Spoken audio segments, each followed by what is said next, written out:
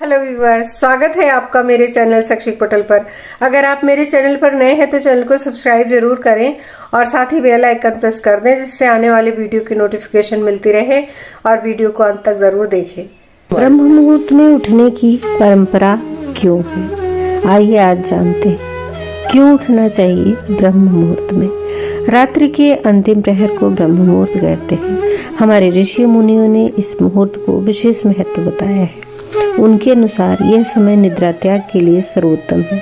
ब्रह्म मुहूर्त में उठने से सौंदर्य, बल, विद्या, बुद्धि और स्वास्थ्य की प्राप्ति होती है। सूर्योदय से 4 घड़ी लगभग 1.5 घंटे पूर्व ब्रह्म मुहूर्त में ही जग जाना चाहिए। इस समय सोना शास्त्र निषिद्ध है।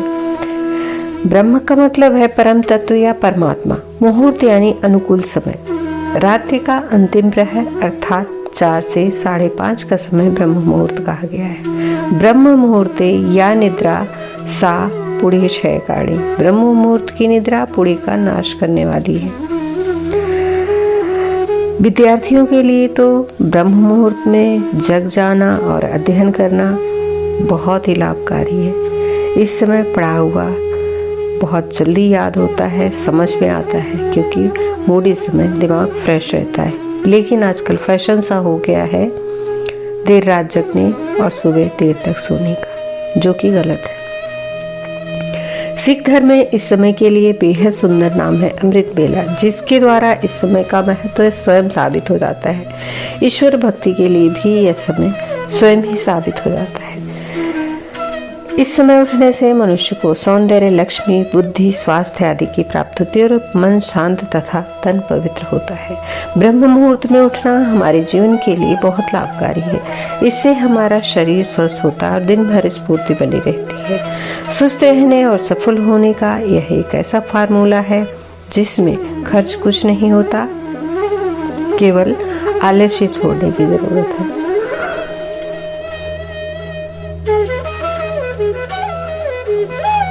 पौराणिक महत्व क्या है ब्रह्म मुहूर्त में उठने का?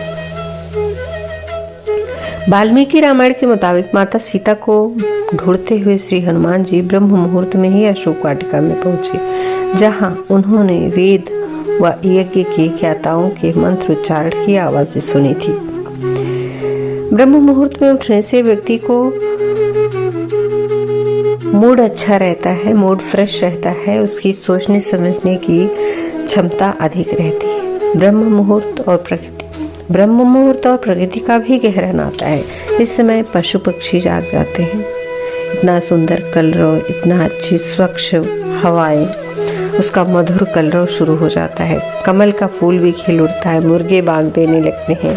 एक तरह से प्रकृति भी ब्रह्म मुहूर्त में चैतन्य हो जाती है। यह प्रतीक है उठने और जागने का। प्रकृति हमें संदेश देती है ब्रह्म मुहूर्त में उठने के लिए, इसीलिए मिलती है सफलता और समृद्धि। आयुर्वेद के भी अनुसार ब्रह्म मुहूर्त में उठकर टहलने से शरीर में संजीवनी शक्ति का संचार होता है। यही कारण है कि इस समय बहने वाली वायु को अमृत तुल्य कहा गया है।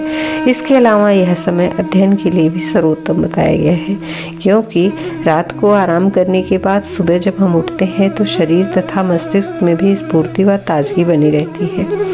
प्रमुख मंदिरों के पट भी ब्रह्म मुहूर्त में ही खोल दिए जाते हैं तथा भगवान का श्रृंगार व पूजन भी ब्रह्म मुहूर्त में ही किए जाने का विधान है। ब्रह्म मुहूर्त में उठने वाला व्यक्ति सदा सफल, सुखी और समृद्ध होता है, क्योंकि जल्द उठने से दिन भर के कार्यों और योजनाओं को बनाने के लिए पर्याप्त समय मिल जाता है। इसीलिए न केवल जीवन सफल होता है, शारीरिक और मानसिक रूप से स्वस्थ रहने वाला व्यक्ति सुखी व समृद्ध रहता है। कारण वह जो काम करता है उसमें उसकी प्रगति होती है। विद्यार्थी परीक्षा में सफल होता है, नौकरी करने वाले से बॉस खुश रहता है, ऑफिस खुश रहता है, बिजनेसमैन अच्छी कमाई कर सकता है। बीमार आदमी की आय तो प्रभावित होती है, उल्टे खर्चे बढ़ने लगते हैं अगर वह देर तक सोता है। तो सफलता उसी की कदम चूमती है जो समय का सदुपयोग करे और स्वस्थ रहे। अतः स्वस्थ और सफल रहना है तो ब्रह्म मुहूर्त में उठें। हमारे वेदों में भी सुबह जल्दी उठने की विषय में बार बार बात की गई है। कहा गया है कि सूर्य उगने के बाद भी जो नहीं उठते या जागते उनका तेज खत्म हो जाता है। व्यवहारिक रूप से अच्छी सेहत, ताजगी और ऊर्जा पाने के लिए ब्रह्म मुहूर्त बेहतर समय है, क्योंकि रात की नींद के बाद पिछले दिन की शारीरिक और मानसिक थकान उतर जाने पर दिमाग शांत और स्थिर रहता है। वातावरण और हवा भी स्वच्छ होती है। ऐसे में देव उपासना, ध्यान, योग, पूजा तन, मन और बुद्धि को पुष्ट करते हैं। जैविक घड़ी पर आधारित है हमारी शरीर की दिनचर्या। प्रातः 3 से 5 इस समय जीवनी शक्ति विशेष रूप से फेफड़ों में होती है। थोड़ा गुनगुना पानी पीकर खुली हवा में घूमना और प्राणायाम करना। इस समय दीर्घ श्वसन करने से फेफड़ों की कार्य क्षमता खूब विकसित होती है। उन्हें शुद्ध वायु और ऋण आयन विपुल मात्रा में मिलने से शरीर स्वस्थ व स्फूर्तिवान होता है। ब्रह्म मुहूर्त में उठने वाले लोग बुद्धिमान व उत्साही होते हैं और सोते रहने वालों का जीवन निस्तेज हो जाता है। इस समय जीवनी शक्ति विशेष रूप से आत्म्य होती है। प्रातः का जागरण से लेकर सुबह 7 बजे के बीच मलत्याग व स्नान कर लेना चाहिए। सुबह 7 बजे के बाद स्नान करने और मलत्याग करने से कब्ज और अन्य रोग हो जाते हैं। प्रातः 7 से 9 इस समय जीवनी शक्ति विशेष रूप से आमाशय में होती है। यह समय भोजन के लिए उपयुक्त है। यह समय पाचक रस अधिक बनता है। भोजन के बीच बीच में गुनगुना पानी घूट घूट पीना चाहिए। प्रातः 11 से 1 के बीच इस समय जीवन शक्ति विशेष रूप से हृदय में होती है। दोपहर 12 बजे के आसपास मध्याह्न संध्या आराम करना हमारी संस्कृति में विधान है, इसीलिए भोजन वर्जित है। इसमें तरल पदार्थ ले सकते हैं, जैसे मट्ठा पी सकते हैं, दही खा सकते हैं। दोपहर 1 से 3 इस समय जीवनी शक्ति विशेष रूप से छोटी आत्मा होती है। इसका कार्य आहार से मिले पोषक तत्वों का अवशोषण व व्यर्थ पदार्थों को बड़ी आग की ओर धकेलना है। भोजन के बाद प्यास अनुरूप पानी पीना चाहिए। इस समय भोजन करने अथवा सोने से पोषक आहार रस के शोषण में अवरोध उत्पन्न होता है व शरीर रोगी व दुर्बल हो जाता है। दोपहर 3 से 5 इस समय जीवनी शक्ति विशेष रूप से मूत्राशय में होती है। 2-4 घंटे पहले पानी पीने से मूत्र त्याग की प्रवृत्ति होती है। शाम 5 से 7 इस समय जीवनी शक्ति विशेष रूप से गुर्दे में होती है। इस समय हल्का भोजन कर लेना चाहिए। शाम को सूर्यास्त से 40 मिनट पहले भोजन कर लेना अच्छा रहता है। सूर्यास्त से 10 मिनट पहले से 10 मिनट बाद तक भोजन न करें। शाम को भोजन के 3 घंटे बाद भी देर रात को किया गया भोजन सुस्ती लाता है। रात्रि 7 से 9 इस समय जीवनी शक्ति विशेष रूप से मस्तिष्क में होती है। इस समय मस्तिष्क विशेष रूप से सक्रिय होता है, अतः प्रातः काल के अलावा इस काल में पढ़ा हुआ पाठ जल्दी याद रह जाता है।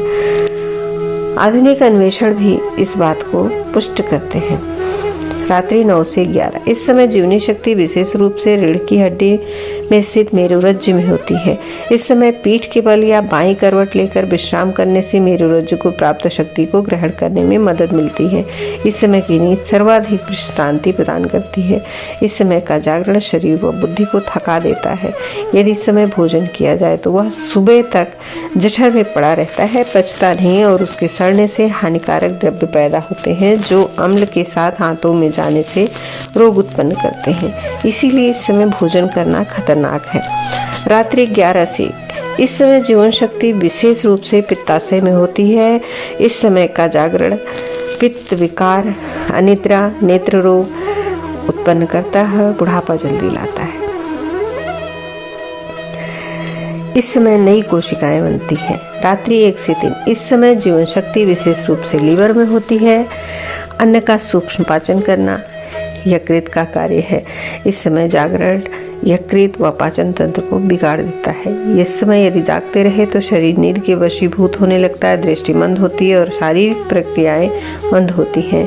अतः इस समय दुर्घटनाएं भी अधिक होती हैं। इसलिए अपने सोने जागने का समय निर्धारित करें। ऋषियों और आयुर्वेदाचार्यों ने बिना भूख लगे भोजन करना वर्जित बताया है। अतः प्रातः व शाम के भोजन की मात्रा ऐसी रखें जिससे ऊपर बताए भोजन के समय खुलकर भूख लगे। जमीन में कुछ बिछा कर सुखासन में बैठकर भोजन करें। शरीर की जैविक घड़ी को ठीक से चलाने के लिए रात्रि को लाइट बंद करके ही सोएं। इस संदर्भ में तमाम सारे शोध चौंकाने वाले हुए हैं। अंधेरे में सोने वाले की जैविक घड़ी ठीक से चलती है। वीडियो को लाइक करें, ज्यादा से ज्यादा शेयर करें और अपने बहुमूल्य सुझाव कमेंट बॉक्स पे अवश्य दें। धन्यवाद, नमस्कार। शैक्षिक पटल का एक और channel excellence in education world, please उसे भी सब्सक्राइब करें, वीडियोस को देखें, आपको बेहतरीन अच्छी वीडियोस मिलेंगी। वीडियो को लाइक करें, ज्यादा से ज्यादा शेयर करें और अपने बहुमूल्य सुझाव जरूर दें। आपके सुझावों का हमें बेसब्री से इंतजार रहता है।